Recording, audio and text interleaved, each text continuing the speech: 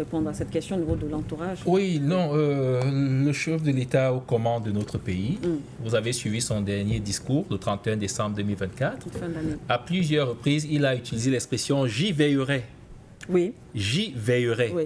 Voilà. Donc, lorsque des collaborateurs ou son entourage, comme vous, pour reprendre votre expression, s'est avéré inefficace dans des dossiers de la République, le chef de l'État a toujours sanctionné.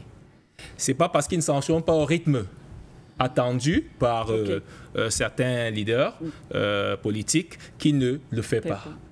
C'est lui, quand M. Guépi sera élu avec ses amis à la tête de l'État, ils auront leur timing et ils auront leur mode de gouvernance. Voilà. 2025. Très bien. Voilà. En attendant, n'est-ce pas, on va au rythme de celui qui a reçu la confiance du peuple camerounais. Maintenant, je voudrais dire, il ne faudrait pas qu'on en fasse une affaire d'État, hein, parce que le président Macron peut bien dire qu'il ne nous demande pas pardon au nom du peuple français.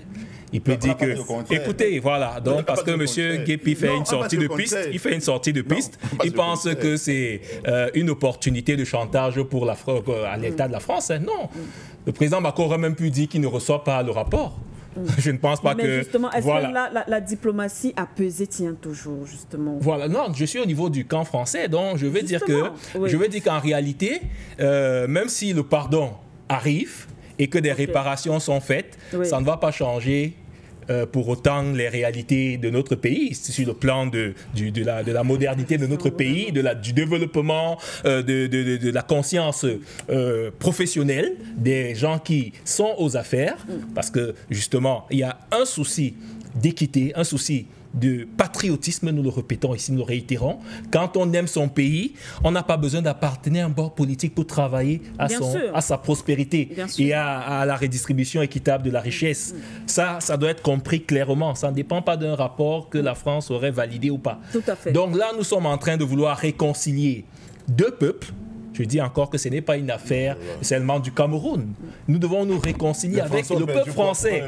Parce que nous avons des... Les Français ont perdu poids dans le Monsieur Nguépi, permettez voilà. Donc, ce n'est pas une affaire où on va se braquer et se dire que si ce qu'on a décidé n'est pas mis en exécution, on va faire du chantage, on va dire qu'il faut que les taux de change soient disponibles à l'entrée du pays avant que... Non.